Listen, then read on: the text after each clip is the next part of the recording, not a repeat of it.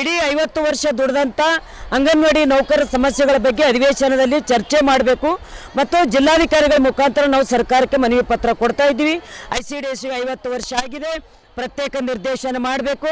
ಕೇಂದ್ರ ಮತ್ತು ರಾಜ್ಯ ಸರ್ಕಾರ 6 ವರ್ಷದಿಂದ ಗೌರವಧನ ಹೆಚ್ಚಳ ಮಾಡಿಲ್ಲ.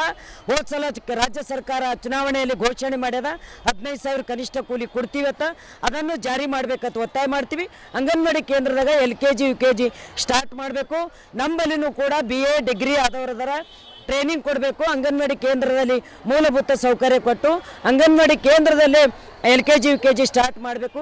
ಯಾವುದೇ ಕಾರಣಕ್ಕೆ 6 ವರ್ಷದ ಒಳಗಿನ ಮಕ್ಕಳು ನಮ್ಮ ಮಕ್ಕಳು, ಆ ಮಕ್ಕಳನ್ನು ಪಾಲನೆ ಪೋಷಣೆ ಮಾಡಲಿಕ್ಕೆ ನಾವು ಅಂಗನವಾಡಿ ನೌಕರರು ಸಿದ್ಧರಿದ್ದೀವಿ.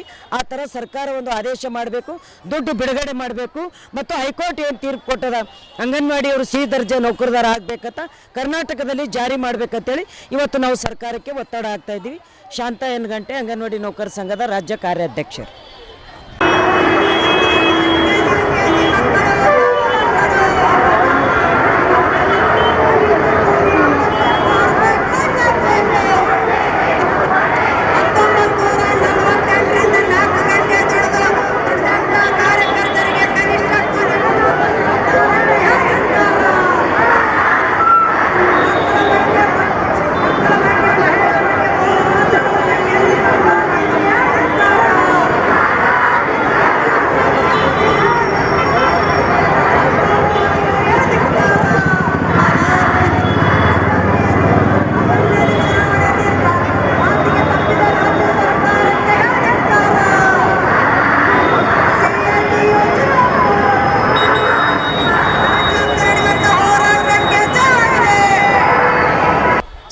ನೇತೃತ್ವದಲ್ಲಿ ಇಡೀ ರಾಜ್ಯಾದ್ಯಂತ ಜಿಲ್ಲಾಧಿಕಾರಿಗಳ ಮುಖಾಂತರ ಕೇಂದ್ರ ಮತ್ತು ರಾಜ್ಯ ಸರ್ಕಾರಕ್ಕೆ ಮನವಿ ಪತ್ರ